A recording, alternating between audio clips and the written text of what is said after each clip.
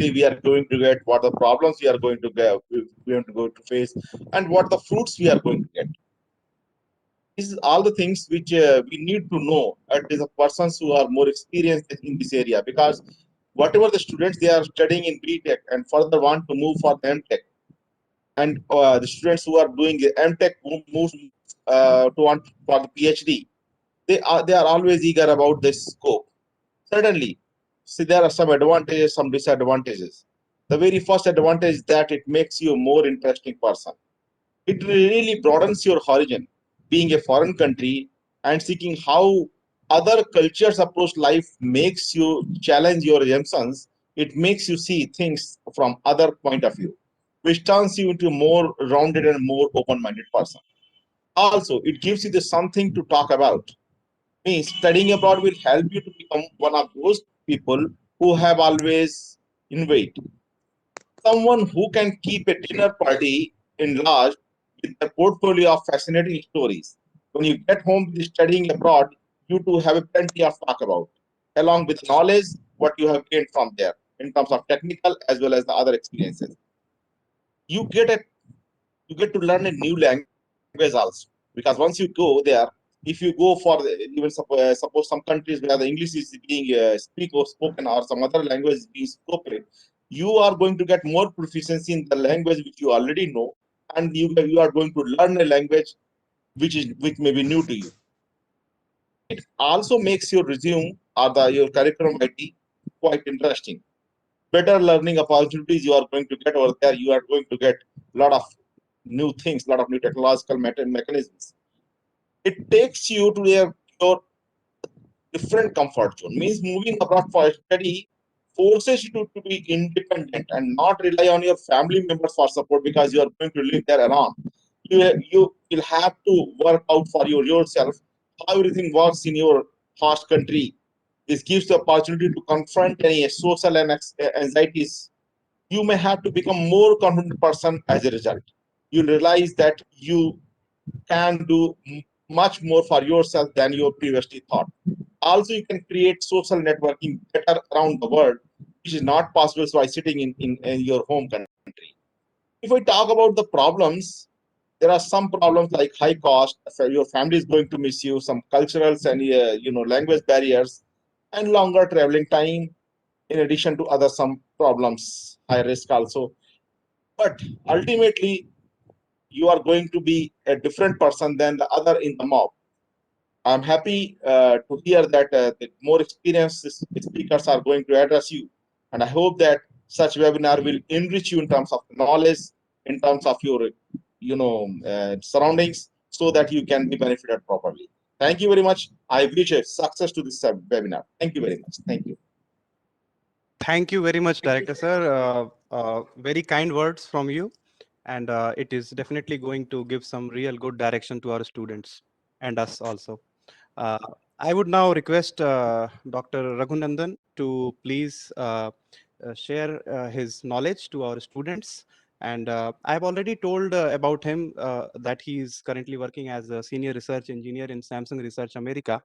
And apart from that, I would like to add that he is currently working in wireless communication and especially in 4G and 5G technology. So he has a lot of research papers and work in that domain. So I would request Dr. Raghu to please come and share his knowledge.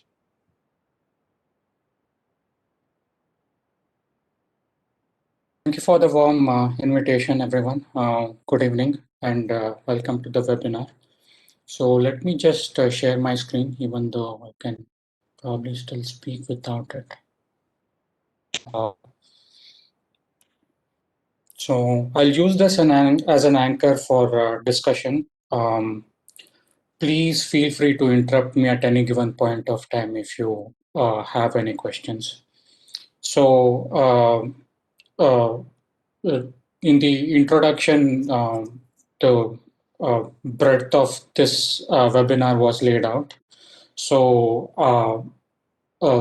it's mostly about graduate education, research, and work opportunities outside India.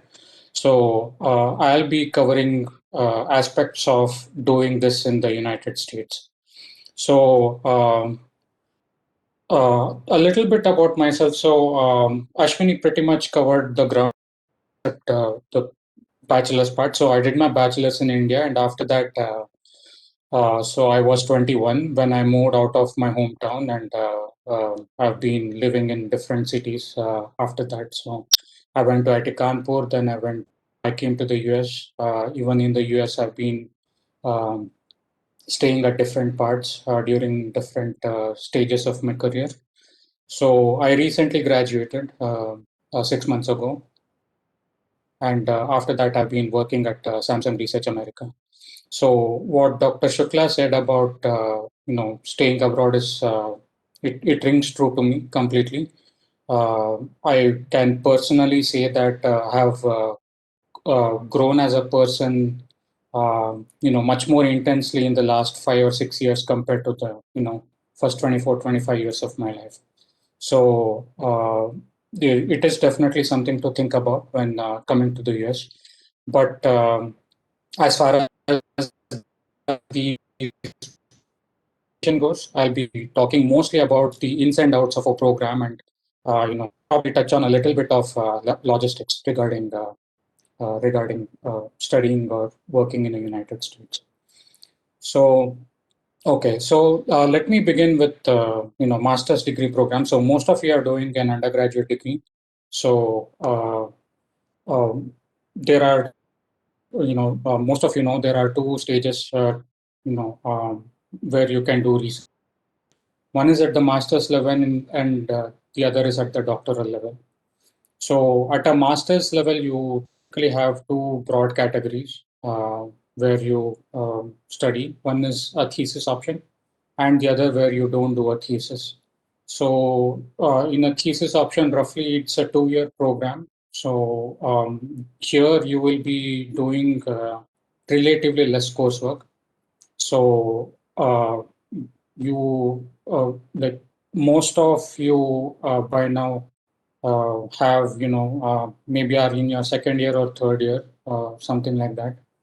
So a typical course load in a undergrad degree may be say 5 or 6 courses a semester, but at the master's level that is not the case. These are typically very rigorous in nature.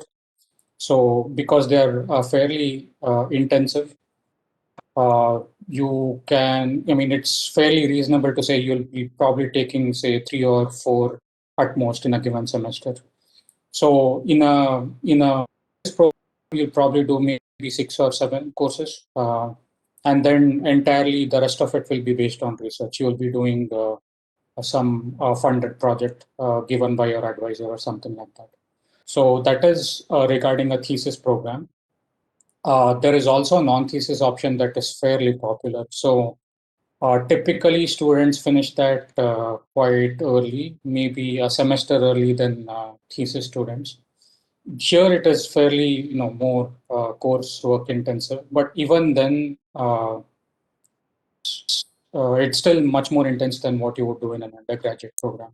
So, couple of differences. One, when you're working on a thesis and an advisor, and the I would say the quality of experience that you get out of your degree program is very closely tied to how well you fit with your advisor's style. So that is probably one of the key differences that you will see between education in India versus education in here. Your advisor will make a huge difference in how like the quality of your education. Uh, that is regarding a thesis program, though. So in a non-thesis program, you'll probably do uh, like a major project that you do in an undergraduate degree. The downside of that, though, is that you will typically not be funded. So um, whenever you're working on a funded project, there will be some amount of money which will be allocated to a student for his education. So, like Dr. Shukla mentioned, it is fairly expensive to study abroad, and especially in the United States, that's much more true compared to Europe. So, In Europe, there are some universities which are subsidized, and in there you can. I'm sure Avinash will probably have more insights regarding that. But what I've known from talking to my other colleagues and friends is that their education is fairly more subsidized, and there are the timeline is relatively shorter compared to the United States. So here it's fairly expensive. I would say it may run you probably something like 20 lakhs a year or so to do like for 1 year of education here. So for 2 years, it may run anywhere from 30 to 40 lakhs. I think that's the median amount of money that you would be looking at spending if you have to do a if you have to do a um, master's program. So in that regard, uh, having funding is definite bonus. So a funding offer typically comes with tuition coverage. So there, your tuition will be entirely paid. You have to pay from your pocket, and also on top of that, you will have a stipend. They will pay you, and it is fairly generous. I mean, obviously, you can't like. It's not like a full-time job, so you'll probably be able to like just barely get by 2 years of education on that monthly stipend. So this is the nuts and bolts of a master's degree program. So in terms of funding, there are three types broadly. In one, it's called a teaching assistantship. Like the name suggests, you just teach. You will probably be grading courses, teaching a few classes, interacting with undergraduate students or graduate students from other classes, and you'll probably be helping them out to understand the technical material of a class. So there it is mostly about uh, teaching. So you typically you work for maybe 10 or 20 hours a week. In most of these funded offers, you will be working for roughly 20 hours a week. So that's the typical limits that they set. The other one is called as a research assistantship. So as far as funding goes, this is probably the best deal you will get. Here, the expectation is that you will be working on a funded project is more or less related to your thesis topic. So that is the, that's like a yearly or maybe, 18-month type of a project. It's a fairly long-term effort. And there you will be, on independent problem by yourself. And there you will be paid to, you won't have to do anything else. So that's the research assistantship. And the other one is called as a scholarship or a fellowship. So here the funding comes with no strings attached.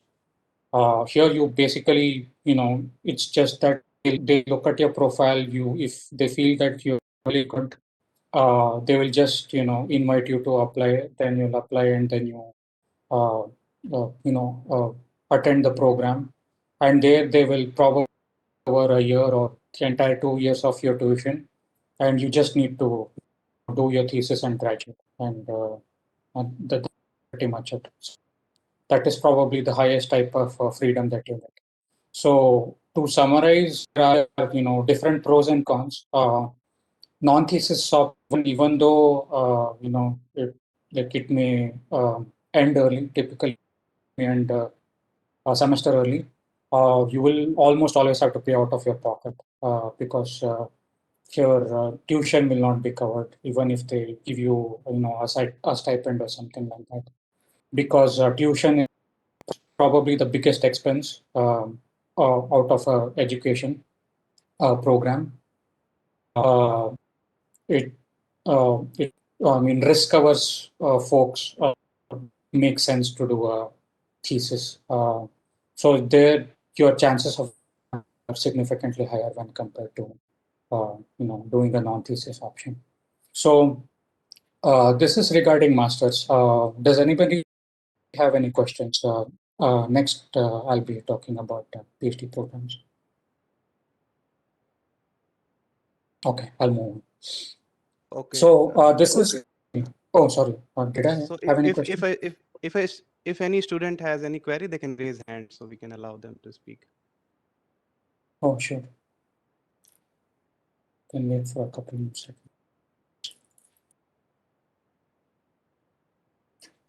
Okay. So I'll move actually, on. we will have a 15-minute session of Q&A at the end of each speaker's session. So there also Okay. student can raise their question. So we Okay. can move ahead, Raghu. Okay. Sure. Okay, thanks. So next is this is like me and the other speakers' specialties. So we are all PhD graduates. So I promise you, I won't try to separate, but there are some advantages that and disadvantages too of doing a PhD. So here the biggest criteria for doing a PhD is you have to create new knowledge. So that is the main objective of PhD program. And at the end of it, you are expected to become someone who can work independently on a ill-defined problem. So in undergraduate degrees, like whenever you take courses and you have exams, there all the material that you will be studying are studying are somewhat tried and tested very well. So they will be very well defined. A lot of people will have worked on it over the last 20 or 30 years or so, and there you are just expected to learn them and get a fundamental understanding of it, and probably apply it to your specific field of study. If it's EC, then it's EC. If it's computer science, it's something else, and so on. But at a PhD program, you are expected to create new knowledge. So that means that you pretty much have to be working independently for the most part. There are some stages wherein you will be working with other people collaboratively, but they will award you the degree with the understanding that you are an expert at working independently. So that is just the way a PhD program is structured. So good reasons and bad reasons. I think there is probably only one good reason. I included the second one for people. There are some specialized topics wherein PhD is the only way to do it. But I think probably the only good reason to do a PhD is because the job you want needs a PhD. I don't think there is any other good reason to do that, because anything else you can obtain in the right type of industry job if you apply yourself. So what do I mean by this? So one, straight up, if you want to become a professor, you need a PhD. There is no other way, because it has come to the point wherein people with undergraduate degrees, like the number of people with undergraduate degrees have sort of. Oh, I think I have a question. Do I? No? Felt like someone raised a hand.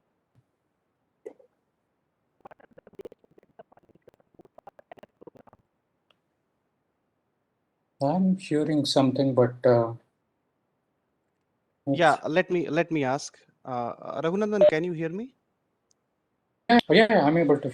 Can relay the question if. Yeah. I'm relaying the question.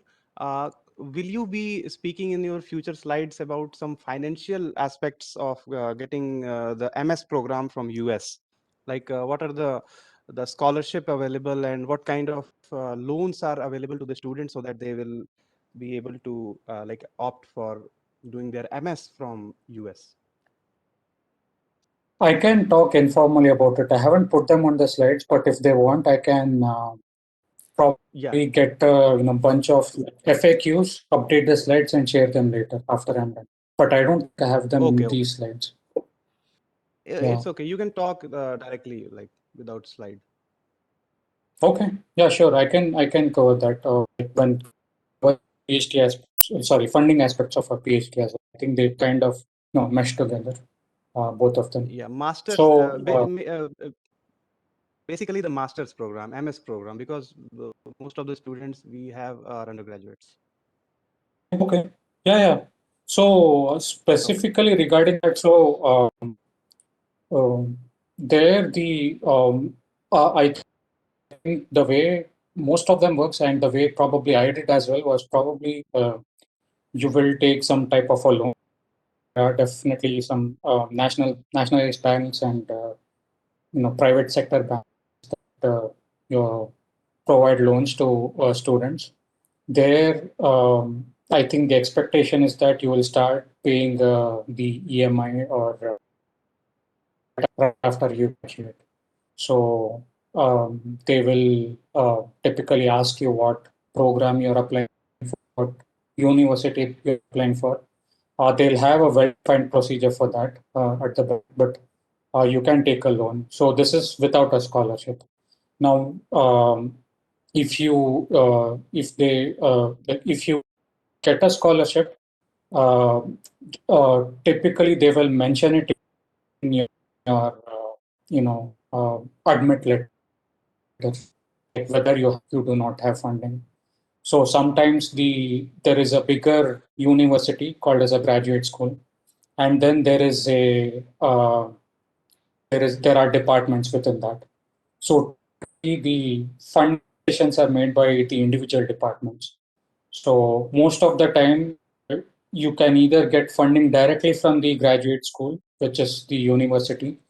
In that case, it will probably be a scholarship. Uh, you know, uh, and those are normally reserved for students that are really interested in recruiting. Not everybody has them. So I think if I can give numbers from my time, I think I know probably maybe say one or two people out of like 50 or 100, like, whom I knew back at Virginia Tech who got these type of scholarships. It is increasingly rare. Uh, Also, in terms of research assistantships, there it is a little bit more mixed. So research and teaching assistantships are little more mixed. So this is a 2-year program, right? So sometimes they may give you funding for the entire 2 years upfront. That is possible. Sometimes they give you for the first year, uh, it for the second year, uh, and the third option is for the first year, but you will get it for the second year. So it can get mixed and matched depending on the situation. But one thing that I have to probably highlight like explicitly is that uh, whenever it comes to funding, universities almost always prioritize PhD students because it has a longer timeline and in terms of research output, which universities value here, especially universities that are research intensive, they almost always prioritize funding for PhD students. So that is one thing you probably keep in mind whenever you apply. But given that funding is available, for example, when I did my master's, like I didn't do my PhD straight away. I did get my master's along the way. All my master's was funded. So it is possible, but it's just you will have to apply selectively, and you'll have to apply fairly broadly to increase your chances of funding from university. So that is probably how I would put it. Did that answer the question?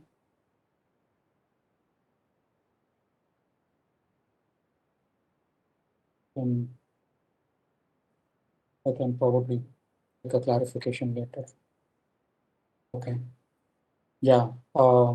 That's the nuts and bolts. But if you have more questions, I can answer them later too. But for now, let me move on to how a PhD program works. So, like I said, the yeah, probably the biggest reason to do a PhD is to that you need a job that you need a PhD. Other than that, it doesn't make sense because it's a fairly expensive process. in that you'll be spending maybe 4 to 6 years uh, on a topic, and it has to be funded because the sheer amount of money that will accrue over the course of 5 or 6 years is too huge. So, like I said, it takes roughly 20,000 US dollars. That's something like say 15 lakhs or 3 lakhs or something like that for 1 year of education. So you need to effectively multiply it by 4 or 5 plus whatever expenses you have. So you'll be looking at something like 60 like 70 lakhs or something like that if you have to pay it out of your pocket. So you have to be really, really certain that you want to do a PhD, and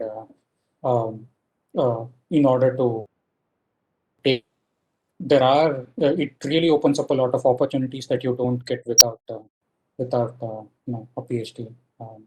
So another thing is you'll have to find a good advisor. So I think probably the biggest predictor of success is how you fit well with your advisor and his area of interest. So here the advisor will probably like mentor you very closely, and he will introduce you to the industry. He will help you find out a job because the way is fairly different compared to what happens in India. Here you will have to be you'll have to take the initiative yourself. Um, there are very few like in India, for example, you'll have campus interviews and things like that. Um, that is fairly rare in the US. Like even though you will probably have some of those, you will almost always interview offset. Like you will go to the company, you will sit with the team members, you will talk to them, and they will interview over the course of a day. So it is fairly more involved here. So having a doctoral advisor who knows people in the industry, who can vouch, it makes a huge difference in the quality of your education. And also, just in terms of quality of experience, mentorship matters a lot in your PhD. And also, like I said, he will almost always fund you throughout your PhD. He will take care of you financially, and your job will be to like just do the work, like basically doing your research and things like that. Okay, so this is regarding doctoral program, and typically, what does it involve? So there are some tangible deliverables. So one is the core philosophy of PhDs that research that's not communicated is research not done. Here you will have to like the emphasis is laid on communicating everything you have done. So if you have an idea, and if you have if you have a prototype, if you have some type of code, uh, it has to be communicated in a written form. And I think that is how that's probably the biggest way in which academic research differs from industry research. So here almost always you are judged on how well you can publish and how well you write and how well you present, almost more than how well you actually do the work sometimes.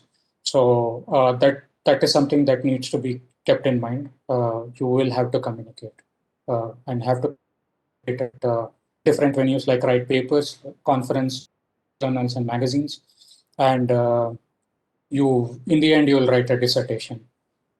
Similarly, in the master's program, you'll also be, writing a thesis, which is probably similar to a dissertation, but there the bar on how original it has to be differs from master's to a PhD.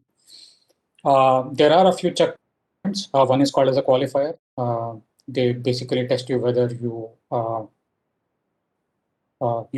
a good fit for the PhD program. Then you do something called as a pre-defense or a prelim. So that is probably a year or so before you actually finish. And then you have a final defense. So of defense, you can think of it as a final presentation. So that is the closest analog of a PhD program. So you will basically present whatever you have done over 4 or 5 years during the PhD. Um, Also, a few predictors of success, I think, are probably discipline. I would say intelligence and smartness almost doesn't matter in a PhD program. You will be expected to work on one or two problems throughout the entire program. So I think the biggest predictors are how likely you are to stick to that project and keep on working on it continuously until you finish. So I think discipline and routine makes a much difference when uh, finishing your program. And like I said, some friendly advice: whenever you are in doubt whether you want to do a PhD or not, try it out first. And low risk way of doing it is you do a thesis, in your master's program. And if you think that you enjoy doing research, then I think it makes sense to do a PhD. Otherwise, it's probably not a good fit for you. Okay. So this is regarding education. So next is regarding work. So what type of work opportunities you get? So there are two programs that are supported by. I would like to hold you for a moment. There was this question from one of our student, Ranjit Kumar, that since we were talking about the study opportunities, what kind of institutes are better in terms of programs in data science and AI, if you know about it, in US? What kind of what are the institute which are considered very good internationally in the study field of data science and AI? So if you can please. Data science. Okay, so there are a few pockets of them. So one thing though, there is like a top 10 or top 20 list. Almost every one of those universities are in there. So that almost goes without saying. For almost every major area, I think, like wireless networking, power, data science, and machine learning. So by this I mean like there is Stanford, Berkeley, Carnegie Mellon, like Columbia. There are a few more. Cornell, MIT, Harvard, and probably not Harvard. Harvard is not that great for engineering. My old school, Virginia Tech, it's fairly good. There is also Georgia Tech, is very good. There is Purdue. So I can update my slides and include a link there. It's called US News or something like that. So it ranks US universities and it is fairly intensive. I can share that resource with the updated. So I would say almost every major research universities have very good programs for that because it is fairly well established now, right? So I think typically what happens is they will start hiring, good faculty members when, field becomes very hot. And because this is hot, and it has been hot for like 5 or 6 years now, most universities have caught up to this. If he's looking at return on investment, I think probably any university in the top 20 will make sense to him. I think he can probably still do research, but I think those are good places to start looking at data science and machine learning. Okay, so is there any kind of internship program like with the IITs in India where students can go on like some collaborations between the universities from India and US? Do you have knowledge about that? Which students can use? They do have though. They do have, but the caveat that you will have to be at an IIT. I personally think that getting into IIT is much harder than coming to the US. For example, my peers were from vast type of backgrounds. Most of, I would say almost most of them were not from IITs. Like some of them were from IITs, some of them were from regional college. So I personally think that Okay. getting into IIT is much harder than coming to the United States. Then this is a big statement, Raghu. Okay. So now there was one Yeah. more question I would like to add before you can move ahead. And many Sure. students ask me that, sir, can we do some part-time job with the MS program and handle our expenses there in the US? Is it possible, or the time does not allow students to work apart from the studies? So whenever you're studying, there is an immigration aspect to this that I'm not covering extensively, even though there are some aspects of it here. So the immigration requirement is that as long as you are on campus, must be restricted to those on campus, and it is illegal to work outside campus. And even within the campus, in a regular semester, you are not allowed to work for more than. So I think the most common opportunities some university facility, like if there is a university cafeteria or a book or of a store that is affiliated to the university, people can still work there. So they will give, like an hour, so they'll pay you by the hour. You have a fixed dollar amount per hour, and you multiply it by the hours you work, and they pay them. So I think it is adequate to cover your monthly expenses, but it's nowhere close to the tuition that you will have to spend. So for tuition, you will probably need to have some other source of funding. And I would say if you already have a source of funding, then your tuition will be covered and you will get a stipend too. So it's like it's like these two in between. So you either have funding, uh, wherein you don't have to worry, you just study and you have to do your work, or you'll have to work at some university facility, but you'll have to arrange for tuition. Your Okay. pocket. So those are the two most common Okay. type of scenarios that I see when it comes to funding. Okay. Yeah. So we can move ahead. And summer you can go outside. So during summer, that is what this slide discusses. You can go outside. You get a job at a regular company. So there you can work for 40 hours a week, for say 10 or 14 hours a week, and most of the time it is done during summer. It's a summer internship, and the US government calls it as curricular practical training. So if you Google for CPT, you can get more information about this. So during a master's or PhD program, you get more at most 52 weeks. So typically, sometimes what students do is, if you don't have funding, something you can consider is you take loan as adequate for 1 year, but then you have to do an internship, and you'll have to do it for an extended period of time, say 6 months or so. That will generate adequate money to finish another semester of study, and then you graduate. So it's like 2 years you pay out of pocket. You do an internship for 6 months or sometimes 9 months. People also do it. And so the third semester, you use the money that you earned during your internship, and then you finish your final semester and graduate. This is another formula that students use. So in this particular case, it will probably take 2.5 years to finish. Okay.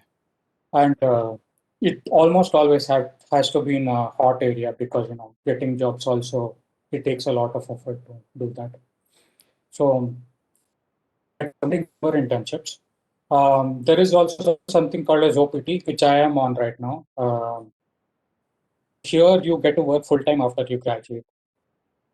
Science, technology, engineering, or math students, you can work for a maximum of years on an F1 visa after you graduate. So it is not straightforward. I mean, like you'll have to fill a bunch of forms and all, but it's well laid out. Like you can Google it and search for it. So that is regarding work opportunities. Now, for the specific types of industries that hire for EC, one is for almost for both MS and PhD, it is in the industry, and software, hardware, robotics, automotive. And, so I'm in the telecom industry, and I can speak more about it if people have specific questions, and you can also feel free to reach out to me later on if you have any more questions. For PhD grads, though, you also have industry positions, but academics is one which students consider. Contrary to popular opinion, it is a very highly sought after job in the United States, and it's extremely competitive. And it comes with like most of these jobs come with like a lifetime of job security that you don't get. So academics is one. One of another one is where you work at a national lab. So this is, these opportunities are almost always pursued by PhD students, PhD graduates. But in terms of sheer numbers, most of them just go to the industry because that is where the jobs are in the United States. So this is regarding work opportunities. But I'd like to for you guys to have some idea of how it because that's what I work in. It's not as boring as most people think, believe it or not. Typically, the objective is to solve technical problems with very strong realization potential. So that is the broad view for commercial R&D. Typical tangible outcomes are somewhat similar to what you do in academia, even though it's weighted differently. So here you work on algorithms, prototypes, or do some type of analysis, and then you write papers and patents. So that's the biggest expectation of working in an industrial lab. Routine activities typically involve, designing experiments, doing measurements, data, and then writing code, doing system integration, and then reading or writing papers and patents and presenting them. So it is a very, very dynamic work environment. The biggest I can think of is that you will, paid very well, like compared to any other sector in the United States. Also, you will have autonomy, like because you have a PhD at this point, so people will respect your opinion more because they know that you have, through the whole process of, developing yourself as an independent researcher. So you will have a lot of autonomy in how you do your work. Uh, and also you will have work-life balance that is other type of jobs. Cons are job security. So R&D is like this sector is probably these jobs are the first to be laid off whenever there is a recession because these are all of these are on long-term projects and like popularly some type of middle by upper level management. So it's there in almost every company, but it will just hurt you more whenever you are doing research. That's why I just mentioned that. And also there is myopia. By myopia, I mean you will be doing research that is only going to impact the next year. You won't look at problems that are, maybe 5 or 6 years down the line. So that type of research your a national best friend to pursue. This is pretty much what I had prepared for today. So I hope the main takeaway I hope you take from this is that both are good venues like masters and PhD programs. Um, there are definitely pros and cons to both, and if you have more specific questions, you can and you can ask them later if you feel shy. But yeah, I'll be very happy to take questions. Right now. Okay. Okay. So if any students have any queries regarding anything, they can just raise their hand and we will unmute them to ask. So we're going to have.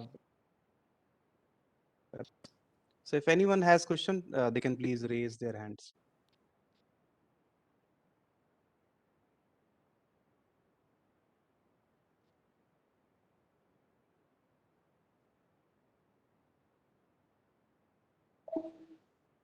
Okay.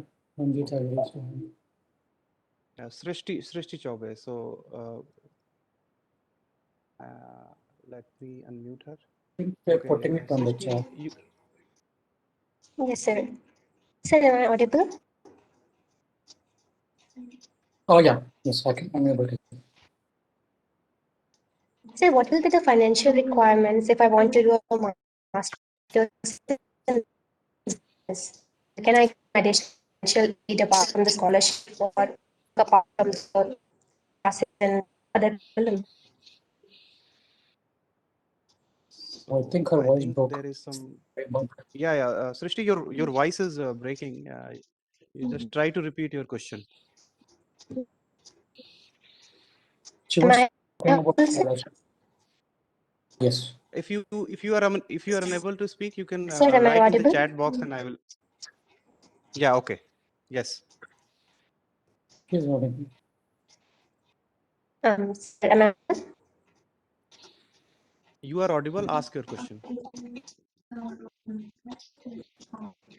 Sir, what are the financial requirements if I want to do a business like MBA program and additional financial aid apart from scholarship, or can I work part time and do other jobs? Okay, I think Raghu, I got her question. Yeah, let Finance. me relay her question to you. Sure. She is asking that what are the like financial options available if some student wants to go for MS or MBA for that matter from US, and if they have got the scholarship or not. In both the scenarios, what kind of financial assistantship or options that are available? So if she has a scholarship, it typically covers tuition as most of the time. Um, so in that, tuition and living expenses, most of them do that, are pretty good about that. Enter in the profile, candidate profile, then they will offer scholarship with both of them, tuition and living expenses. Now, if you don't have scholarship, but you get some type of funding, so one thing I probably didn't cover is a good thing that you can do is after you come here. So assuming you don't have like you took a loan, which I mentioned, you suppose you took out a loan and you came to the US already.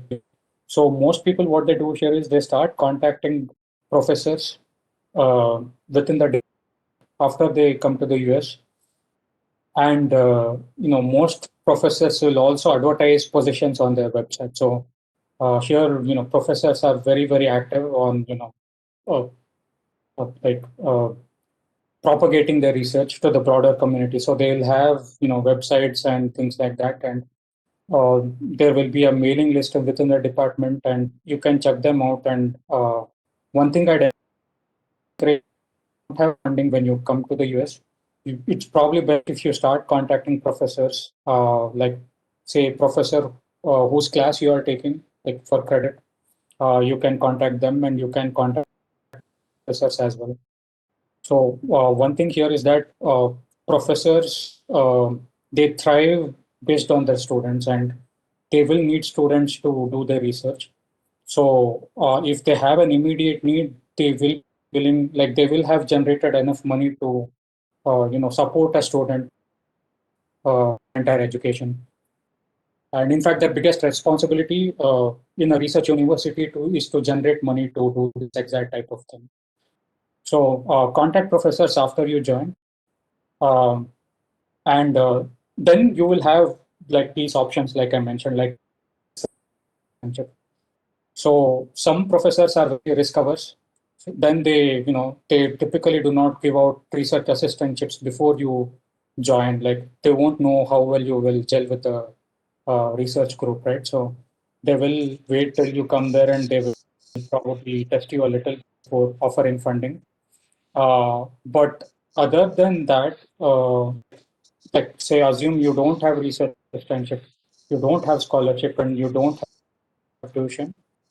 Um, or a scholarship, for example, then I think it makes sense to probably take a loan for 1 year and then start looking at internships right after your first semester. And you have to really get on it so that internship a lengthy, fairly long period of time uh, to uh, like get funding for the second year. I think that's probably how I would summarize it. First is look for options within the university. Also, like after the first semester, start applying for internships. I would probably say start applying in the first semester itself, because sometimes we start hiring, very early for summer internships, and there is a fairly lengthy time cycle for that as well. So if you are afraid of the financial situation, start applying for internships as soon as you start taking courses. The policy in the US is that do your first internship only after you have done 2 semesters of coursework here. But companies do take a fairly long time to recruit students. So the earliest you can do your first internship will be in your first summer, which is, you have a fall semester and you have a spring semester, and then you have a summer semester. If you want to do internship in your summer semester, then I think you should start applying in fall, from time in October or November. So I think that's kind of I know I talked a lot. Okay, okay. It's okay. If you do, you can probably, You're all I can. no.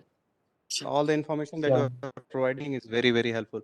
Raghu, we have two more questions from two students. Sure. Uh-huh. I think last two questions. One question is from Devki Sharma. She is Mhm. from electronics, and she's asking what are the top two fields to aim for higher studies after doing BTech in electronics and communication. What are the hot fields for research Hot, and higher studies? Yeah, hot areas. top two. I would say ML is definitely one of it. But one caveat there is like this machine learning, yeah. But the thing there is, you have to be really good, because I mean, you will still get jobs and all, but if you want to work at probably say Google or Facebook or something like that, then you will have to really establish yourself there. I think Okay. have some different type. Will have some type of open source code. Most of them will look at it. You'll have to have done type of projects there. Uh, like they'll definitely look at open source code. I've heard about that a lot. So AI and machine learning, that is one of those areas. I would say my area is also one of them. But one thing with my area is that there are not a lot of students uh, who are good at wireless. So this happens to be an area which is hot, but there are less qualified people than um, What is opportunities. There required are to way be more filled? opportunities. People. Yeah. Oh, sorry. So, yeah, I got it. So all the students will have to do to go into the communication or wireless communication is that they study their communication subject more Yeah, seriously, and that subject I think is one of the most hardest subject in our undergraduate course. I see. So Raghu, we Uh-huh. have our last question. What are the exams for going to for this MS and like MS program so that one can avail a scholarship? So this question is asked by Ritik Dubey. Okay. So you take two exams mostly. One is called as GRE. It's a standardized test. And the other one is called as TOEFL. So it's GRE and TOEFL. So both of these are, how I would say, these are not competitive exams. You just have to clear like a cutoff. So most of the time they will have some type of cutoff, and you just need to clear them.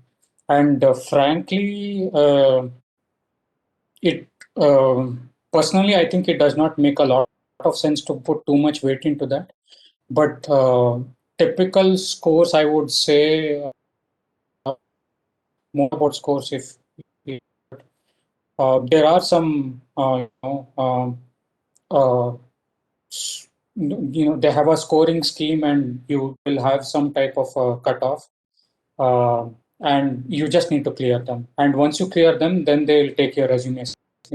The thing is that at these universities, there's amount of applicants, so they will set these artificial criteria just to make their workload manageable. That's all. So GRE and TOEFL are two of these, standardized tests. Among the of them, I think GRE is probably, something that students might find hard. I personally found that harder than TOEFL because Okay. of lack of Okay. material study there. So I think that answers the question that these two exams are very important, GRE and TOEFL, especially GRE. And after qualifying that exam, you will have to send your resume, and depending on the strength of your resume, the universities may decide whether to give you the scholarship or not. So I think we are very thankful to Raghunandan to share his knowledge to our students. They are very. I would like to add that Raghu has been my classmate when we were in IIT Kanpur, and he has been 10-pointer throughout. So don't bring that up. he has been persistently topping the classes from, I think I'm very sure that from his undergraduate, from his schools to, directly up to the PhD. And we are actually very lucky to have such a persistent performer like Raghu with us. So I think we will, our student will be able to connect to Raghu through email for any other questions. And since we are very short with our time, I would like to thank Raghu very much for sparing his precious time for us. And I hope we will connect in some way in future also. So thank you very much, Raghu. Thank you very much. Thank you. And one thing before we move on, you can also share my number. I'm comfortable talking to them as well. Okay. So Raghu, I will share the Raghu's number if some student wants. So we are already having a WhatsApp group, and there we can communicate. If the student want Raghu's number, then I will share it. Sure. I'm going to invite Dr. Anurag Shukla to please move ahead with the webinar and invite.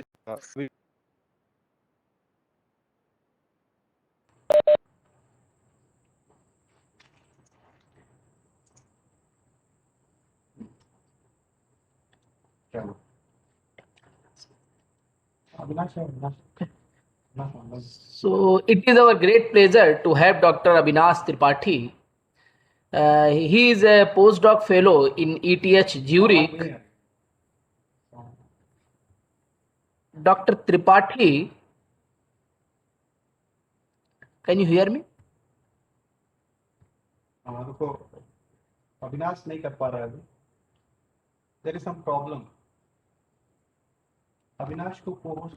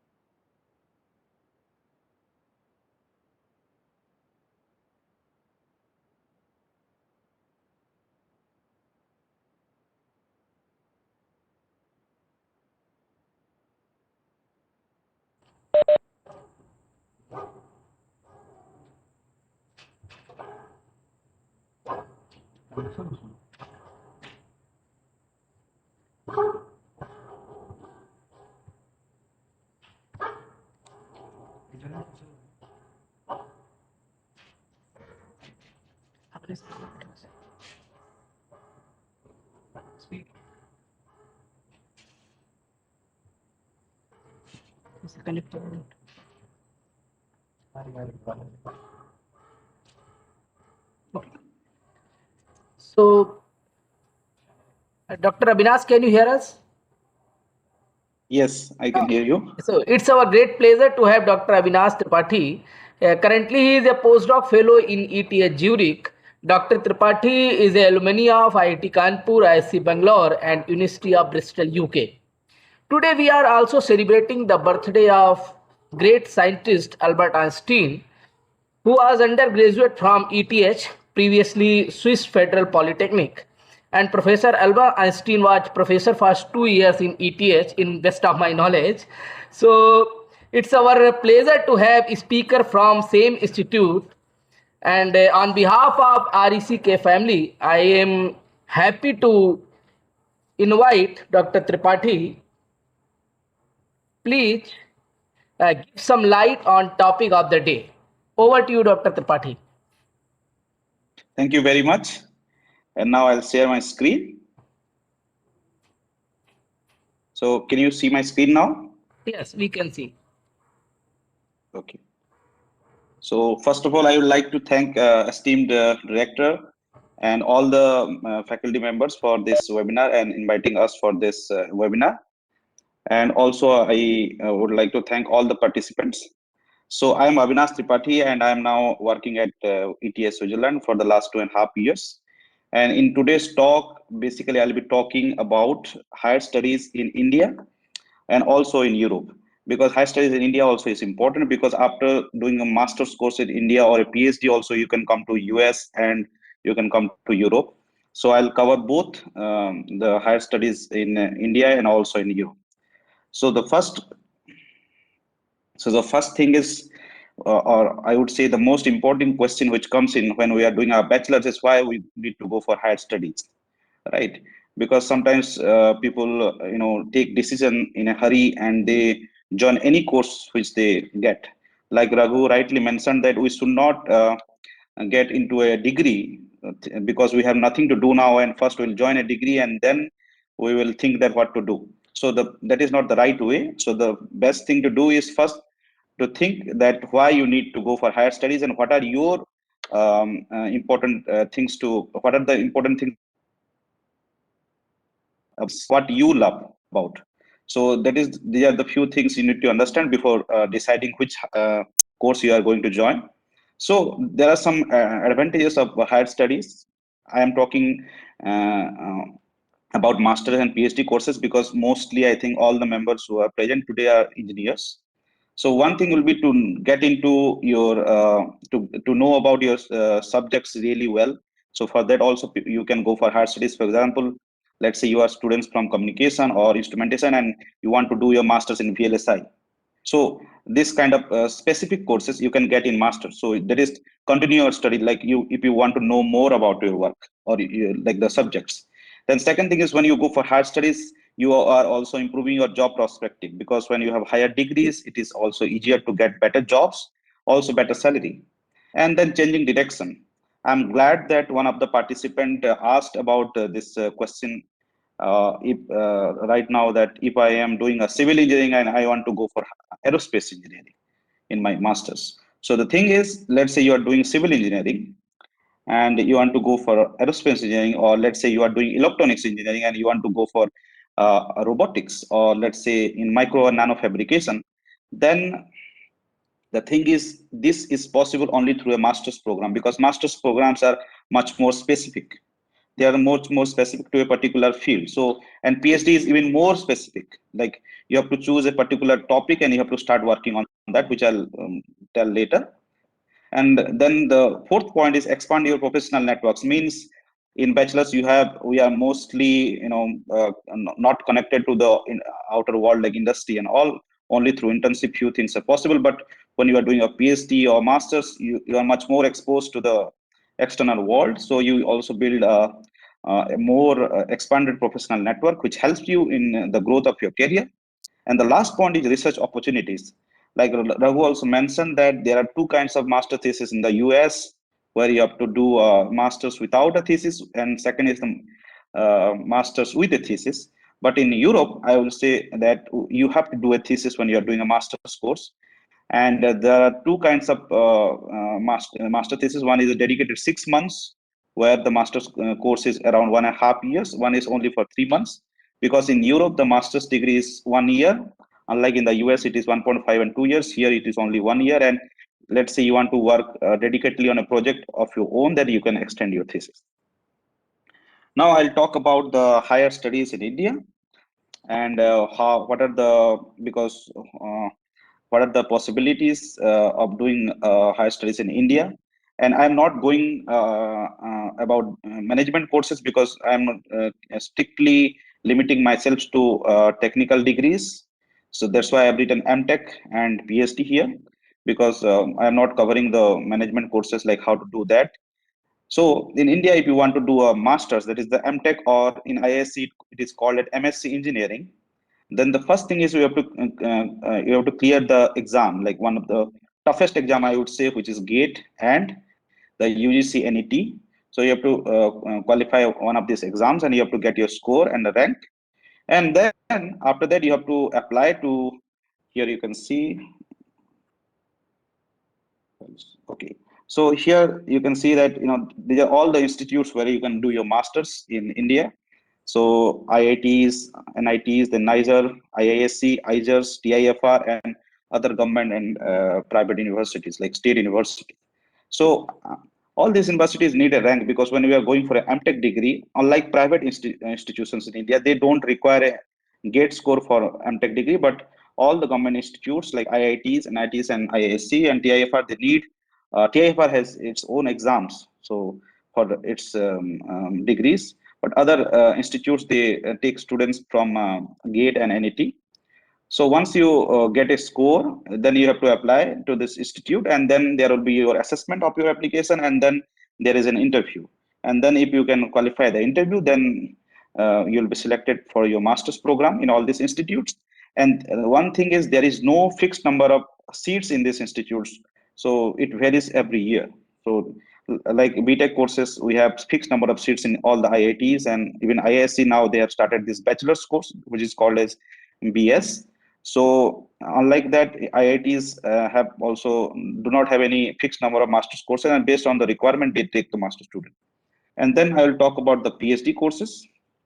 So if you want to do PhD after your BTech and MSc, the process is same like masters.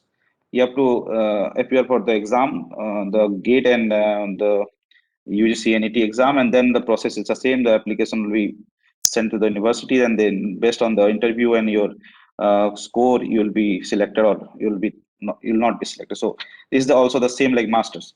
But if you have already an MTech degree, let's say from any institute, it may be from IITs or it may be from any private institute, then you can directly apply for PhD in India, like in all the IITs, because you have already an MTech degree. So these are the three way you can apply for, you can go for masters and PhD degrees in India. Now I'll talk about the higher studies and the process of and second thing is, in India, the course fees, I will also mention the fee structure. In the fee structure, the amount of fee for all these institute, especially for government institute, it is very less for masters and PhD courses. Unlike bachelor's courses, the fees is very high now, but still the master course and the PhD courses, the fee structures is very less. And one good thing in India is that here the amount of fellowship, that is your monthly stipend, is for 5 years. And even after your 5 years, let's say you are unable to complete in India, I'm talking about now PhD, then also there are some funding from your professor that he can help you with, and he can give you the monthly stipend from his own projects. But these are very difficult in Europe to give stipend or your salary per month after your PhD is over, because here the cost of living is very high, and it is very difficult to give you funding for next 6 months. So you have to complete your degree before time in Europe. And there is also a prestigious fellowship now called PMRF, that is the Prime Minister Research Fellowship for PhD students.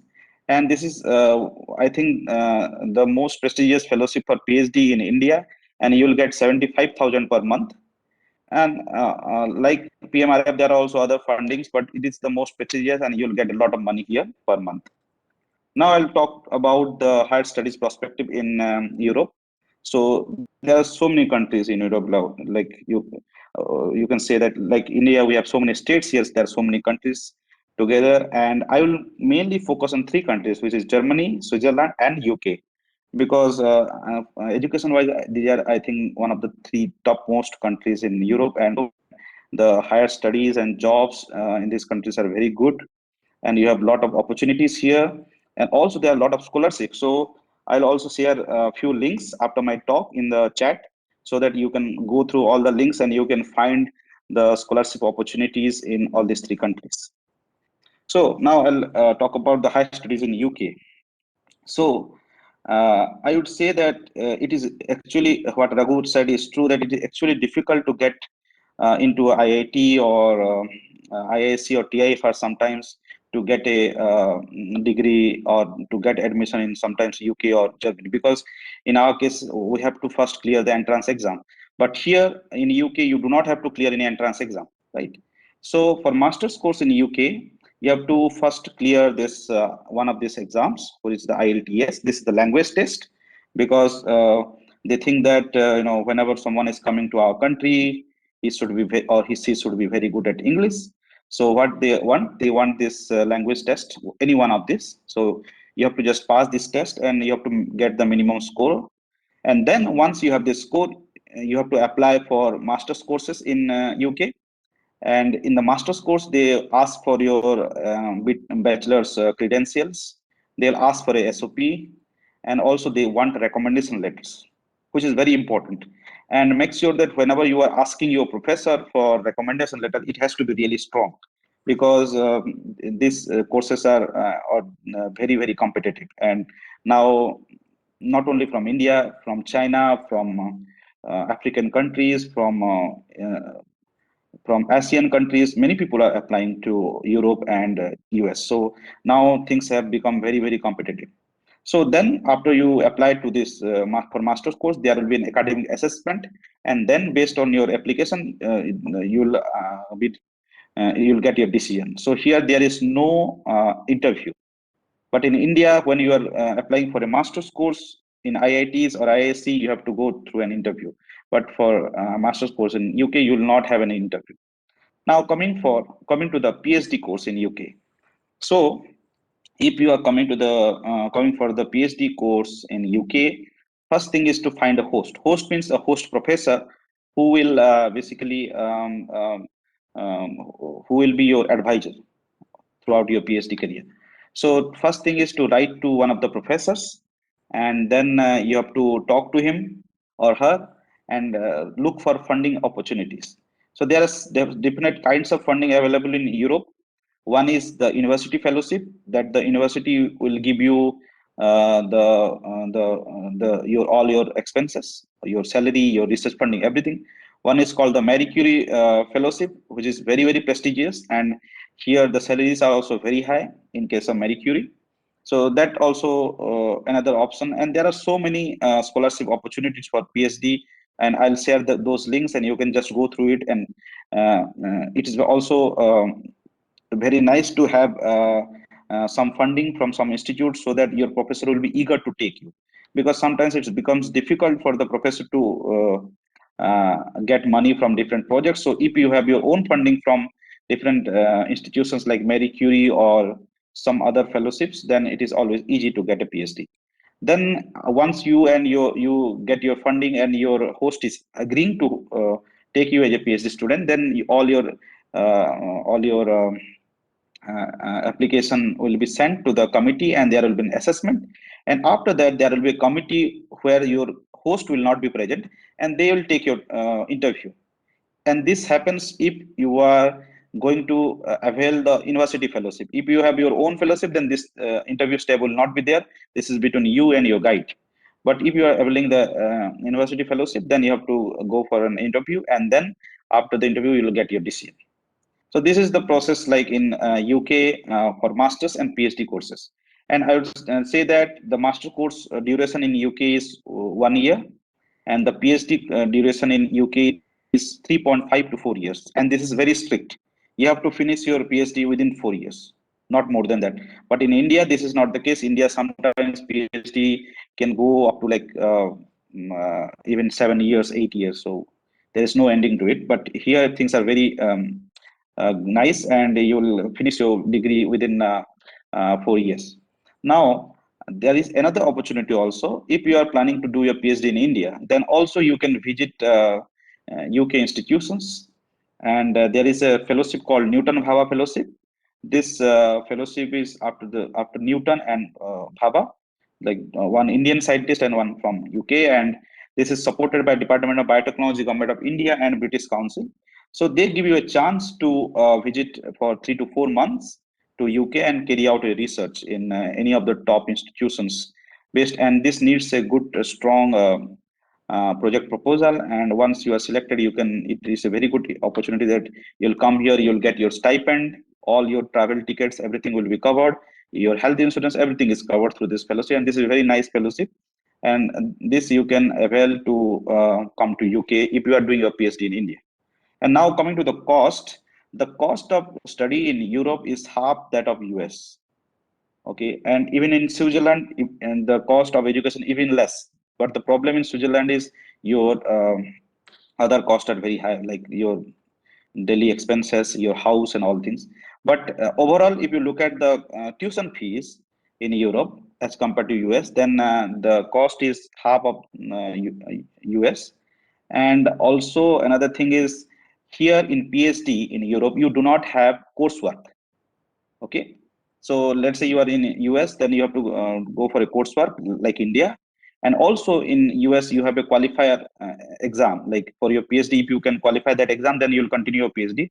If not, then they'll give you a master's degree and you have to leave. Same in India also. If you are doing PhD in India, and if you are unable to qualify your qualifier exam, like after 2 years of your PhD, then you have to leave.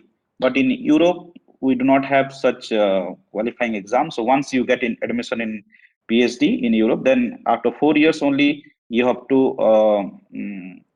give your defense, and you have to defend your work in front of a committee. That's it. So there are a few top institutions in UK, Cambridge, Oxford, Imperial College London, UCL, Manchester, Edinburgh, then Southampton, Bristol, Sheffield, and Nottingham. They are the top 10 institutions. You can apply to these colleges, and if you get a chance, these are very prestigious institutes. And in engineering sciences also, they are one of the best in the world. So, and based on your interest, you can apply to those particular courses for masters and also for PhD. And one drawback, I would say, the education system in about Europe is that in US, you can directly go for PhD after your BTech. But in UK, you cannot, or sorry, in Europe, you cannot do your PhD after bachelor's. You have to have a master degree. And that is necessary for doing a PhD in Europe. But in US, you can directly go after BTech and also after MTech. So that is one thing you have to take into consideration when you are applying for PhD degrees in Europe. Now coming to Germany. So here the process is almost the same for masters and PhD courses. I will not repeat those things. And also, if you are doing PhD and wants to come for some time to Germany, then there are different fellowships, and you can also go through the links which I'll share if you want to know more. One of the prestigious fellowships is DART fellowship. That's why I put it here. That if you want to visit from India to Germany, then you have to get this DART fellowship, which is very nice, and it covers all the cost, and you can work in any of the prestigious research institute in Germany. And Germany is known for its research, and there are very good institutes like Karlsruhe Institute of Technology, Max Planck. All these nice institutes are there, and you can come here and get exposure for 3 to 4 months. And Germany also, the cost of education for masters is half of that of half than US. And Germany cost of living is even less than I would say UK and Switzerland. Germany is little cheaper, the cost of living. And one thing I forgot to mention here, for PhD courses in UK and in Germany, the cost which you will incur is zero. You do not have to incur a single penny. Like, all the cost will be covered by university, and all your salary per month will be given by your professor. Or let's say you are getting a PhD fellowship from Marie Curie or any other European Union institute which are supporting you, then all the money will be given by them, and you do not have to spend a single amount. But if you are coming for master course, then yes, I would say roughly it will be 15 to 20 lakhs, because here the master's course are for 1 year, and it will be in that range, not more than that. So I'm talking about 15 to 20 lakhs is everything, like your flight ticket going and coming, then your food, your monthly expenses, and also the tuition fees. And there are specific courses like artificial intelligence, machine learning. Now the demand is very high, so in that particular courses, sometimes the tuition fees are high. So you have to check that when you are applying for for those courses. Now coming to Switzerland. So here also the process is the same. You have to apply for master. So I think one thing I forgot to tell here. So one good thing about Germany is you do not have to also give your language test here, because mostly Germans, they don't ask for any language test, because uh, most of the institutions, the work is for example, the research and development work is in English, and also the master courses are both in German and English. So you have to opt between these two. If you are planning to study in German, that also you can have. If you are planning to study in English, that also you can have. So there are two medium here, and they don't ask for any language test. Now coming to Switzerland. So Switzerland also is similar to Germany, because here in Switzerland, one of the national language is German. So most of the cultures and education system, they are similar. And like I told you, that here also for master's courses, the process is the same. You have to get a good institute. You have to first select a good institute where you are planning to do your master's. Then your formal assessment will be there. So they will check all your documents, because which is not there, I think, in Germany, which is there, yes. So they will check your documents, and then there will be an academic assessment, and based on that, they will decide whether you are selected or not. And for PhD also, you have to apply first to a professor and agree with him that or her that he or she will host you. And then you have to look for funding, because Switzerland is very expensive.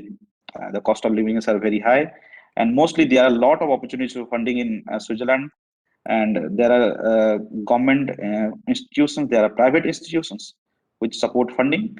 And then there will be an interview, and the interview is the same like Germany. There will be a committee, and they'll take your interview, and based on that, you have to and they will, based on that interview, they will decide whether you are selected or not. And if you are doing your PhD from India, then there is a organization called SwissNex in Bangalore. So this is an organization of Switzerland in India, and they support Indian student, especially who are doing their PhD or masters in India. And if they are interested to carry out research for a short time, like 4 to 6 months in Switzerland, then this particular organization provides all the money and support, and you can come from India and work here in Switzerland. Now coming to the fee structure of master and PhD courses, here also for PhD, the cost is zero. You do not have to incur any cost. Everything will be covered by your professor and your PhD institute. And for masters, there are two things here. One is, if you are planning to take your courses in German, then the prices are very low. But German is very difficult to learn, and this is because they love their language and they give an option. And if you are going to take your course in English, then the prices are, the fee structure, a little bit higher. So this you have to choose. And I would say that if you are coming to Europe, make sure that you are going to learn one of their languages, because language is a very big thing here. Unlike US, see, US is a country of immigrants. Like all the top like the CEOs and the many people in US who are at higher position, you'll see that they are from other countries. Many Indians are now at the top, like of the many organizations. But if you look at Europe, they love their culture, they love their language, and you'll find hardly that any Indian can go to the top of the hierarchy. So if you are planning to settle here for longer time, then I would say that you should also learn one language now when you have chances. So that will be very, very beneficial for your job and for your research also. And it will make you it will also allow you to mix with people here, because knowing their language is a big thing here. So they value their language. So I would say that if you are planning to come to Europe, then you should learn one of the languages if you can. So yes, one important thing is also here they ask for IELTS exam, which Germany doesn't ask for, but in Switzerland some institutes or some universities, they ask for IELTS score. Now coming to job opportunities, after masters in Europe, you can get easily jobs in industry here, also industries in US. But I would say that getting industry here will be easier, not in US, because US companies will prefer the master's students from US itself. But sometimes if you know someone who can recommend your CV, then it is also possible to get a job in US. And India, of course, you can get jobs in India after masters in Europe. There are many opportunities also now in India. And then after PhD, your probability of getting job is even more because now you are a doctorate. So in Europe also you can get industry jobs, and there are also different fellowships called early career fellowships. If you can get those early career fellowships, then you will be tenure track assistant professor in European universities. And similarly, also you can apply for postdoctoral fellowship in US and also here, and you can work in national labs in US and also here. And in India also you can work in industrial R&D like GE Global, Philips, and Unilever R&D, and DRDO, ISRO. There are many opportunities, and also CSIR, and there are a lot of now national labs in India. And one good thing in India now is that the research funding is really high. So this year, government has given only 1,000 crore for quantum computing. So also many institutes now, if you look at the research grant they are getting, these are actually higher than the previous year. So India also is now growing in terms of research, and there are a lot of companies also coming to India. Recently, Tesla came to Bangalore. So this, like, there are many R&Ds and many industries also now in India which were not possible in previous years, but now India also there are a lot of job opportunities. So if you want to come here to get a degree, then you can also go back to India to get different kind of jobs. And if you don't want to go back, then you can also apply jobs here, and it is easier to get a job if you have a European degree because they recognize European degrees. So job prospects are also very good after your master's and PhD degrees here. So that's it from my side, and I would love to take questions.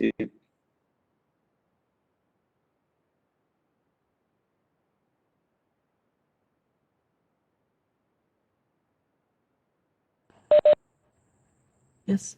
If anyone want to ask any question, he or she can share in chat or can raise your hand.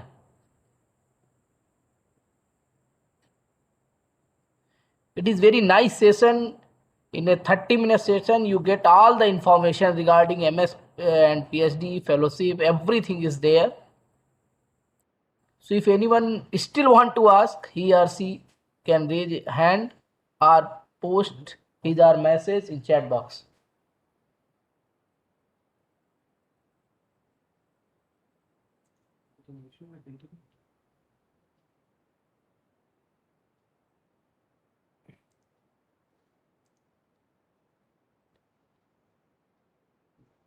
If anyone wants to ask any question, they can raise their hand.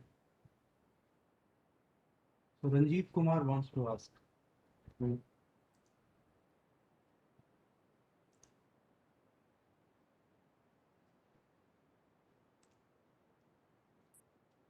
Hello. Sir, good evening. Sir, I want to say that what is prefer the MTech or MBA for higher study or for future career? See, it completely depends on what you like. Okay, let's say you want to go to work in banks or financial sectors or analytics jobs or something, then you can opt for MBA. But if you want to go for companies like I'm not talking about research now. I'm just talking about master's degree.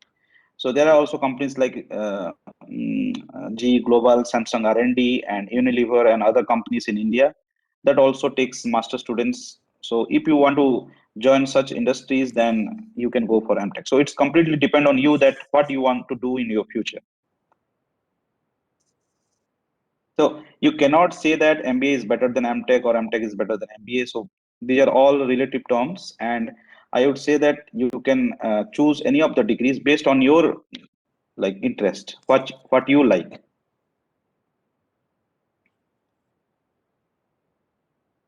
Okay. So if anyone else wants to ask question, they can raise their hand quickly.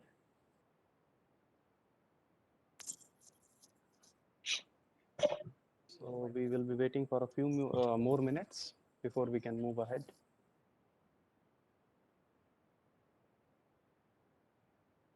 Okay, so I think that summarizes. I would request Dr. Anurag to please go ahead with the program. Yes, I think it was a nice session, and we have no question from the audience. So I will request to Director Sir for the closing comments and feedback on this program. Thank you. I hope that Hindi सबको आती है ना? चलो थोड़ा हिंदी में बात कर लेते हैं। बहुत अच्छा लगा, ये प्रोग्राम वाकई बेनिफिशियल था। कुछ चीजें मुझे भी नहीं पता थी, टू बी वेरी ऑनेस्ट। जितना मुझे पता था, जितना मैं जानता था, जितना मैं गाइड कर सकता हूँ लोगों को, मैं गाइड करूंगा हमेशा। और जितना बेहतर आप लोगों ने बताया, ऐसा इतना अच्छा मैं नहीं कर सकता था। मुझे नहीं पता था ढेर सारी स्कॉलरशिप के बारे में, कैसे विदेश में रहता है, कैसे क्या होता है। दिक्कतें तो हैं, लेकिन मैं मानता हूं कि ईश्वर उन्हीं की मदद करता है जो खुद अपनी मदद करना शुरू करते हैं। ईश्वर स्वयं नहीं आता, ईश्वर किसी को माध्यम बनाकर भेजता है। मुझे लगता है कि आप दोनों लोग माध्यम हैं हमारे बच्चों को इस मामले में थोड़ा सा लिटरेट करने के लिए। और बच्चों को भी मैं समझता हूँ बहुत फायदा हुआ होगा। जो बच्चे विदेश में पढ़ना चाहते हैं वो बिल्कुल आगे जा सकते हैं। और जो बेसिकली मेरे एक मित्र दुबई में है, डॉक्टर शैलेंद्र मिश्रा, उन्होंने अपनी बेटी को बीटेक करने इंडिया भेजा, भारत भेजा, और वो एनआईटी से बीटेक कर रही है। तो अकेली बेटी है उनकी। तो मैंने उनसे पूछा तो उन्होंने कहा कि नहीं, बीटेक के लिए बेस्ट तो भारत है। तो हम सब लकी हैं, हमारे सारे बच्चे लकी हैं कि उन्होंने बीटेक यहीं से कर रहे हैं। और उन्होंने कहा कि चूंकि बीटेक में यहाँ रगड़ाई काफी होती है, मतलब हम लोगों की भाषा में बात करें अगर, कि बहुत अच्छे से कस के रगड़ा जाता है, उतना शायद यूएस में या यूरोप में नहीं होता।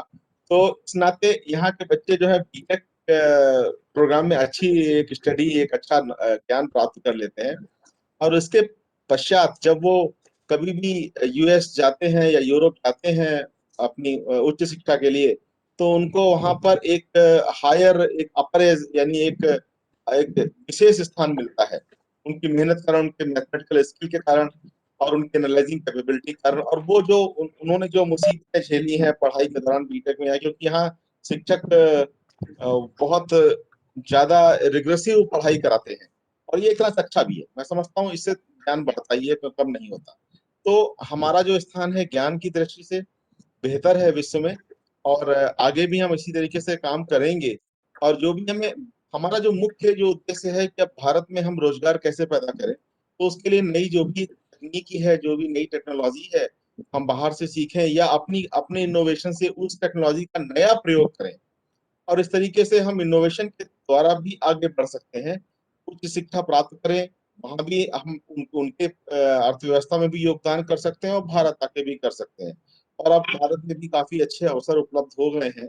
पिछले 5-7 साल से मैं देखता हूँ कि स्थिति बदली है। एक जमाना था जब यहाँ पर बहुत सी दिक्कतें थी, अब वो कम है, काफी हद तक चीजें बेहतर हो रही हैं। और जो भी हमारे भाई वगैरह बाहर रहते हैं, मेरा एक छोटा भाई है, वो लंदन में रहता है, वो ओसीआई है, बेसिकली ब्रिटिश सिटीजन है। तो वो वहां पर कुछ कुछ बताता रहता है कि कैसे वहां शिक्षा ली जाती है, कैसे क्या किया जाता है। और वो बेसिकली कंसल्टेंट है आईबीएम के साथ में। आईबीएम का वो जो एक कंसल्टेंट, इनफैक्ट जो बैंक है, मैं नाम बोल रहा हूँ, इंटरनेशनल बैंक है, उसका वो बेसिकली एडमिनिस्ट्रेटर है, सिस्टम एडमिनिस्ट्रेटर है। तो he is on good position. तो वो बताता रहता है, लेकिन बहुत सी चीजें तब भी ऐसी थी जो आप लोगों ने बताई, मुझे नहीं पता थी। और मेरा भी ज्ञान काफी बड़ा, इसके लिए आप सबको धन्यवाद देता हूँ। और साथ में मैं अपने जो ऑर्गेनाइजर्स हैं, जो कन्वीनर्स हैं, उनको भी मैं बहुत बहुत धन्यवाद देता हूँ। इस तरह के प्रोग्राम बच्चों को निश्चित तौर से बहुत फायदा करेंगे। और मैंने जैसा अनुरोध किया है अपने शिक्षकगणों से कि एक अपने यूट्यूब चैनल पे इन चीजों को, जितने भी प्रोग्राम्स हमारे होते हैं, ये सब अपलोड करके उनके लिंक हमारी वेबसाइट पर उपलब्ध करा दें, ताकि बच्चे जब देखना चाहें, तो क्योंकि बहुत सी चीजें अभी सुनी है याद नहीं रहेंगी, तो आगे भी बच्चे कर सकें। और जब भी जरूरत पड़ेगी, मुझे विश्वास है कि आप लोग उपलब्ध रहेंगे। और जब कभी आप भारत आए, तो मैं चाहूंगा कि एक बार कन्नौज भी आ जाएं। थोड़ी हमारे यहाँ की इत्र की सुगंध अच्छी है, तो वो आपको अच्छी लगेगी। आप दोनों लोगों का स्वागत है कन्नौज में। इन्हीं शब्दों के साथ मैं अपनी वाणी को विराम देता हूँ। Thank you very much. Thank you for coming. Thank you, sir. Thank you Thank you very very much. Much sir. धन्यवाद। Thank you. सभी बच्चों से मैं लास्ट में एक बात ऐड करना चाहूँगा। अविनाश त्रिपाठी चूंकि मेरे साथ में पढ़े हैं, तो एक बहुत अच्छा एक्सपीरियंस रहा था इनका, अच्छा और बुरा का मिक्स, जिसने मुझे भी काफ़ी नॉलेज दिया। जब ये अपने एमटेक फाइनल सेमेस्टर में थे तो इनके गाइड से कुछ दिक्कत हो गई थी, तो उस ये समय ये तो अपने एमटेक फाइनल ईयर में अपने ये तो सब देखिए जिंदगी के हिस्से हैं और ये सब सिखाते हैं। बच्चों से मैं एक बात कहूंगा चलते चलते कि कभी भी अगर जिंदगी में कोई एडवर्सिटी आए तो ये मत सोचना कि ये हाय ये मेरी किस्मत में ही क्यों। गलत। वो आपको कुछ सिखाने आई है, वो आपको कुछ सिखाने आई है, उसको सीखिए। और ये अकेले अविनाश त्रिपाठी जी नहीं है, हम सब हैं इसी में। हम सबको कभी ना कभी कुछ ना कुछ टकराव कहीं ना कहीं किसी न किसी से हुए हैं, और उसको धैर्य पूर्वक कैसे हमने हैंडल किया है वो जिंदगी की शिक्षा है। तो त्रिपाठी जी ने भी सीखा जिसका अश्विनी जी जिक्र कर रहे हैं। हाँ बोलिए अश्विनी जी, अब आप बोल सकते हैं। तो उसमें ये एमटेक के दौरान इंडियन एडमिनिस्ट्रेटिव सर्विसेज की भी प्रिपरेशन कर रहे थे साथ में, और इन्होंने प्रीलिम्स भी अच्छे नंबर से निकाला था। लेकिन जब इनके गाइड से थोड़ी दिक्कत हुई, कुछ समस्याएं हो गई, तो इनका एमटेक थीसिस डिले हो गया। तो फिर इन्होंने अपना पूरा मूड चेंज कर दिया और अपना 100% कंसंट्रेशन फिर एमटेक की अपना गाइड चेंज करके फिर से 6 महीने में इन्होंने अपनी थीसिस की। फिर आईआईएससी बैंगलोर में अप्लाई किया एज रिसर्च के पोस्ट पे, फिर वहां पे फिर उन्होंने पीएचडी कंटिन्यू की। तो फिर अभी मैंने कुछ दिन पहले जब अविनाश से बात किया तो मैंने पूछा कि ये अचानक कैसे ट्रांजिशन आ गया, तुमने अपनी आईएएस की प्रिपरेशन क्यों छोड़ दी और आज तुम ईटीएस ज्यूरिख में हो, जहाँ से एल्बर्ट आइंस्टाइन भी वहाँ पे पढ़े हैं और वहाँ पे प्रोफेसर भी रहे हैं। तो आखिर ये ट्रांजिशन कैसे? तो इसने बड़ी एक सिंपल सी बात बोली कि लाइफ में कभी भी दो नाव में पैर नहीं रखनी चाहिए, एक बहुत ही अच्छा। नाव में रहना चाहिए, तो ही 100% आदमी दे पाता है। दो जगह दिमाग रहने पे वो कहीं भी सफल नहीं होता है। तो बच्चों से भी मैं यही कहूंगा, क्योंकि आजकल की जनरेशन में देख रहा हूँ अपनी क्लास में भी कि बच्चे गवर्नमेंट जॉब्स की प्रिपरेशन के चक्कर में सोचते हैं कि प्रिपरेशन चलती रहेगी, कहीं जॉब भी चलती रहेगी। तो मेरा भी पर्सनल एक्सपीरियंस है कि दोनों चीजें एक साथ नहीं हो पाती हैं, और जितनी जल्दी हो सके एक लक्ष्य अपना डिसाइड करके उस पर अपना 100% देना है, तो ही आदमी सफल होता है। और आजकल के इतने कॉम्पिटिटिव समय में दो चीजों को एक साथ लेके चलना संभव नहीं है। तो इसी के साथ मैं यहाँ पर एक एक्सपीरियंस बताऊंगा, अश्विनी रोक रहा हूँ। कन्नौज में अभी जो अधिशासी अधिकारी होते हैं, एग्जीक्यूटिव ऑफिसर होते हैं नगर पालिका के, उनके नीचे एक इंजीनियर होता है, वहाँ का वही सारे काम देखता है। वो है ज्योति दीक्षित। ज्योति दीक्षित लड़के हैं, पुरुष हैं, तो महिला का नाम जरूर है लेकिन है पुरुष, सिविल इंजीनियर है बेसिकली, आईआईटी कानपुर से। और he was very very meritorious. तो he first cracked JEE in those days, and he was opted electrical engineering because his father was basically civil engineer. He said no, you need that special engineering, electrical engineering. Again दोबारा appear हुआ और फिर उसने अच्छी position आई, फिर उसने civil लिया। हालांकि सिविल थोड़ा सा लो रैंक माना जाता था, लेकिन लिया। और उसको बहुत अच्छा कंप्यूटर का नॉलेज था। देखिए कैसे भाषा कैरियर बदलती है। सत्यम कंप्यूटर ये बात है 1998 करीब की बात है। सत्यम बूम का था। सत्यम आती थी तो लोग बैठते थे, लाइन लगा के बैठते थे उसमें, उसके कैंपस में। एंड ज्योति की बहुत अच्छी थी प्रोग्रामिंग वाज सी की, उसमें बहुत अच्छा कमांड था। तो जब वो वहां गया, इंटरव्यू में अपीयर हुआ, तो उसने ऑलमोस्ट 100% परफॉर्म कर दिया। उनका पूरा का पूरा रिटर्न अच्छे से परफॉर्म किया। तो वो लोग बहुत प्रभावित थे उससे। इंटरव्यू में गया। अब देखिए इंटरव्यू में प्रश्न एक हुआ, आप सब लोग हंसेंगे थोड़ा सा। उससे पूछा गया कि ज्योति तुमने इतना अच्छा परफॉर्म कैसे किया, how you perform much well in comparison to others. तो अभी कन्नौज में ये किसी दिन उसको भी मैं लाइव लाऊंगा, उसको मिलाऊंगा सबसे। he answered, sir, this is a relative, this is a question of relativity. If you know some more than me and I know less than you, then you will say that Jyoti, you don't know anything. But if there is vice versa, that I know more than you and you know less than me, then you will say Jyoti, you know everything, and you are rejected. or only this one. And the similar mistake he did in his administrative services interview also. So finally he was not successful in that also. So then उसकी भी जिद्दी बहुत है वो.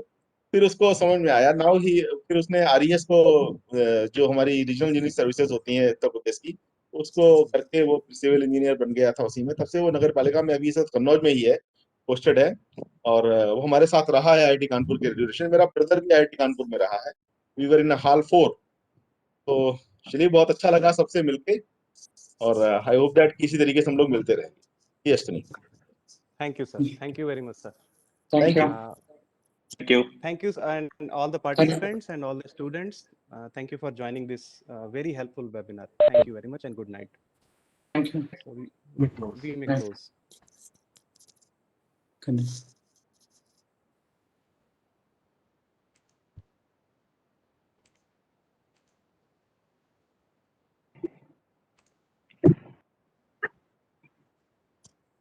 सही हो गया. Director